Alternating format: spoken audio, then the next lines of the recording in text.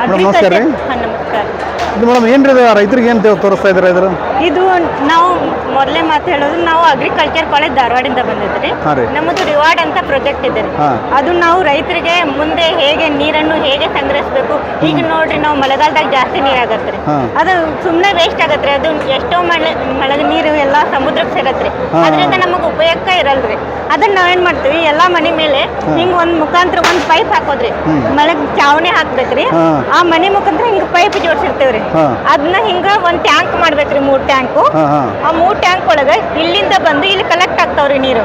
ಅಲ್ಲಿ ಕಲೆಕ್ಟ್ ಆಗಿದ್ ನೀರು ಜಾಸ್ತಿ ಆಗಂತ್ಲೆ ಹೋದ್ನು ಇಲ್ಲಿ ಫಿಲ್ಟರ್ ಟ್ಯಾಂಕ್ ಅಂತ ಇರತ್ರಿ. ಆ ಫಿಲ್ಟರ್ ಟ್ಯಾಂಕ್ ಒಳಗ ಅಲ್ಲಿ ಇರೋ ಮಳೆ ನೀರೊಳಗ ಎಲ್ಲಾ ಮಣ್ಣು ಎಲ್ಲ ಬಂದಿರತ್ರಿ, ಅದಿಲ್ಲಿ ಎಲ್ಲಾ ಫಿಲ್ಟರ್ ಆಗತ್ರಿ. ಅಲ್ಲಿಂದ ಇಲ್ಲಿ ಬಂದು ಎಲ್ಲಾ ಕಲೆಕ್ಟ್ ಆಗತ್ರಿ. ಅಂದ್ರೆ ಫಸ್ಟ್ ಇಲ್ಲಿ ನೀರ್ ಸೂರ್ ಮೇಲೆ ಬಿದ್ದಂತ ನೀರು, ಹಂಚಿನ ಮೇಲೆ ಬಿದ್ದಂತ ನೀರ್ನ, ಹಂಚಿನ ಮೇಲೆ ಬಿದ್ದ ನೀರು. ಆಮೇಲೆ ಇಲ್ಲಿಂದ ಈ ಪೈಪ್ ಮುಖಾಂತರ ಇದು ಬೋರ್ವೆಲ್ ಅಂತ ಸಿಕ್ಕೋರಿ ನಿಮ್ಗೆ. ಅಲ್ಲೆಲ್ಲ ನಾವು ಬೆನಚ್ ಕಲ್ಲು, ಆಮೇಲೆ ಇವೆಲ್ಲ ಮರಳು ಇವೆಲ್ಲ ಹಾಕಿ ಅದ್ರ ಮುಖಾಂತರ ಏನಾಗತ್ತ ಭೂಮಿ ಒಳಗೆ ಹಿಂಗತ್ರಿ. ಅದು ಹಿಂಗ್ ನೀರ್ ಅಂದ್ರ ನಮ್ ಬೇಸಿಗೆ ಕಾಲ ಒಳಗ್ ನೀರೇ ಇರಲ್ರಿ. ಅದಕ್ಕ ನಾವು ಮಳೆಗಾಲದಾಗ ಹಿಂಗ್ ಮಾಡಿದ್ರಿ, ಅದ್ರ ಗ್ರೌಂಡ್ ವಾಟರ್ ಟೇಬಲ್ ಹೆಚ್ಚಿಗೆ ಆಗತ್ರಿ, ಅಂತರ್ಮಟ್ಟ ಜಾಸ್ತಿ ಆಗತ್ರಿ. ಇದರಿಂದ ನಾವು ಜಾಸ್ತಿ ಬೋರ್ವೆಲ್ ಹೊಡ್ಸೋದ ಪ್ರಯತ್ನ ಇಲ್ರಿ. ಅಂದ್ರೆ ಮಳೆಗಾಲದಾಗ ಬಂದಿರೋ ನೀರ್ನ ಹಿಂಗ್ ಶೇಖರಣೆ ಮಾಡಿಟ್ರ ಅದ್ ನಾವು ಮುಂದೆ ಬೇಸಿಗೆ ಕಾಲ ಒಳಗೆ ಯೂಸ್ ಮಾಡ್ಕೋಬಹುದು. ನಮ್ ಬೋರ್ವೆಲ್ ಅದು ಸಿಗುತ್ತಾ ಅಂತ ಎಷ್ಟೋ ನೀರು ಸಮುದ್ರಕ್ಕೆ ಹರಿದು ಹೋಗತ್ತಲ್ರಿ, ಅದನ್ನ ನಾವು ಈ ರೀತಿ ಉಪಯೋಗ ಮಾಡ್ಕೋಬಹುದ್ರಿ. ಅಂದ್ರೆ ಎಲ್ಲರ ಮನೆ ಚಾವಣಿಯಲ್ಲೇ ಈ ತರ ಮಾಡ್ಬೋದು. ಅಂದ್ರೆ ಅಂತರ್ಮಟ್ಟ ಜಾಸ್ತಿ ಆಗತ್ತೆ. ಬೋರ್ವೆಲ್ ರೀ ಇದು, ಅಲ್ಲೇ ನಾವು ಕನೆಕ್ಟ್ ಮಾಡಿರ್ತೇವ್ರಿ ಪೈಪ್, ಅದ್ರ ಮುಖಾಂತರ ಹಿಂಗ್ ಕಲೆಕ್ಟ್ ಆಗತ್ತೆ. ಅಂದ್ರೆ ನಾವು ಬೋರ್ವೆಲ್ ಇದ್ದರ ಮಾತ್ರ ಮಾಡಿಸ್ಬೋದ್ರಿ ಮೇಡಮ್? ಬೋರ್ವೆಲ್ ಇರ್ತದೆ. ಅಂದ್ರೆ ಮನೆ ಹತ್ರ ಅಥವಾ ಹೊಲದಲ್ಲಿ ಅಂದ್ರೆ ಆಲ್ಮೋಸ್ಟ್ ಆಲ್ ಮನೆ ಹತ್ರನೇ ಇರ್ತಾವ್ರಿ ಬೋರ್ವೆಲ್. ಅಂದ್ರೆ ನಾವು ಊರಲ್ಲಿ ಇದ್ರೆ ಅದು ಪ್ರಾಬ್ಲಮ್ ಆಗತ್ರಿ. ಆಲ್ಮೋಸ್ಟ್ ಮನೆ ಹತ್ರ ಇದ್ದವ್ರಿಗೆ ಉಪಯೋಗ ಆಗತ್ರಿ. ಇದಕ್ಕೇನಾದ್ರೂ ಗೌರ್ಮೆಂಟ್ ಇಂದ ಅನುದಾನ ಇದೆ ರೀ ಮೇಡಮ್? ಇದಕ್ಕೆ ಅಷ್ಟೊಂದು ಕಾಸ್ಟ್ ಬೀಳಲ್ರಿ, ಬಟ್ ಹಿಂಗೆಲ್ಲ ಇದು ಕೊಡ್ತಾರ್ರಿ. ಅಂದ್ರೆ ಅಷ್ಟ ಹಿಂಗ ಸ್ಲ್ಯಾಬ್ ಹಾಕತ್ತ ಇವೆಲ್ಲ ಕೊಡ್ತಾರ್ರಿ. ಕೊಡ್ತಾರನ್ರಿ? ಸಬ್ಸಿಡಿ ಬರತ್ರಿ ಸ್ವಲ್ಪ ಮಟ್ಟ, ಅಷ್ಟೊಂದು ಬರಲ್ರಿ. ಬಟ್ ಇವು ಟ್ಯಾಂಕು ಎಲ್ಲ ತಗೋಬೇಕಾದ್ರೆ ಬರತ್ರಿ.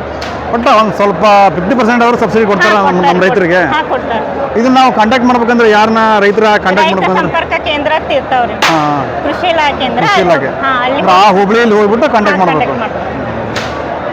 ಇವಾಗ ನೀವು ಇಲ್ಲಿ ಅಂದ್ರೆ ನಮ್ಮದು ರಿವಾರ್ಡ್ ಪ್ರಾಜೆಕ್ಟ್ ಐತ್ರಿ. ಹೌದ್ರಾ? ಇಲ್ಲಿ ನಾವು ಅದೇ ಯೂನಿವರ್ಸಿಟಿ ಅಗ್ರಿಕಲ್ಚರ್ ಸೈನ್ಸ್ ಇಲ್ಲೇ ವರ್ಕ್ ಮಾಡೋದ್ರಿ. ಹೌದ್ರಾ? Okay madam, thank you.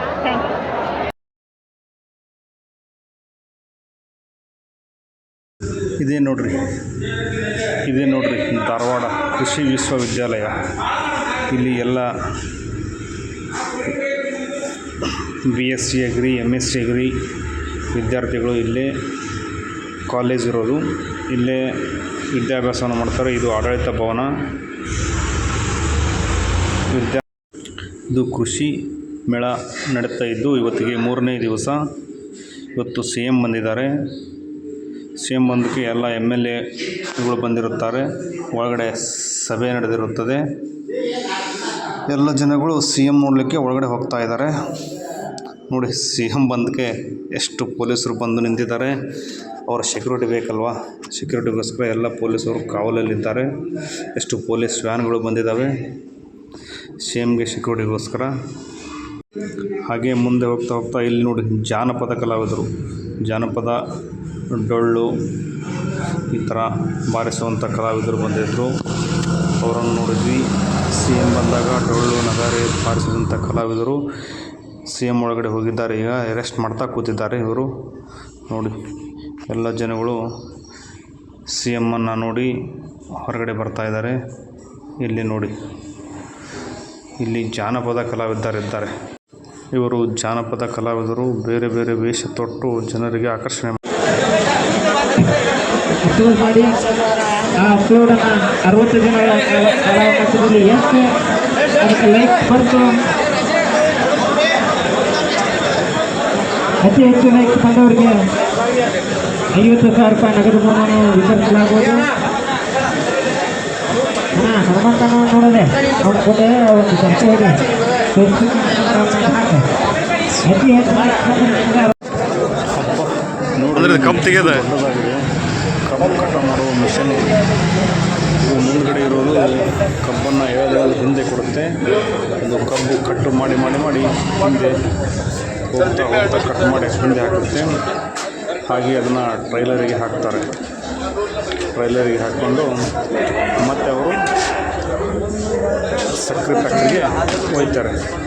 ರೈತರು ಕಬ್ಬು ಮಾಡಿದಂಥ ಕಟಾವನ್ನು ಒಯ್ಯೋದಕ್ಕೆ ಮತ್ತೆ ಫ್ಯಾಕ್ಟ್ರಿಗಳು ಬಂದು ಇದರಲ್ಲಿ ಕಟ್ಟ ಆಗಿ ಬಿದ್ದಂಥ ಕಬ್ಬನ್ನು ಮತ್ತೆ ಅವರು ಬಂದು ದೊಡ್ಡದಾಗಿದೆ ಕಟ ಮಾಡುವ ಕಟ್ ಮಾಡಿ ಇದು ಮಾಡಿ ದೊಡ್ಡದಾಗಿದ್ದಾವೆ. ಇಲ್ಲಿ ಕಳಿಸಿ ಇದನ್ನು ಫುಲ್ ಹಿಂಗೆ ಹೊರಗೆ ಹಾಕುತ್ತಿದೆ ಟ್ಯಾಕ್ಟ್ರಿಗೆ ಡಸ್ಟಲ್ಲಿ ಬರುತ್ತೆ.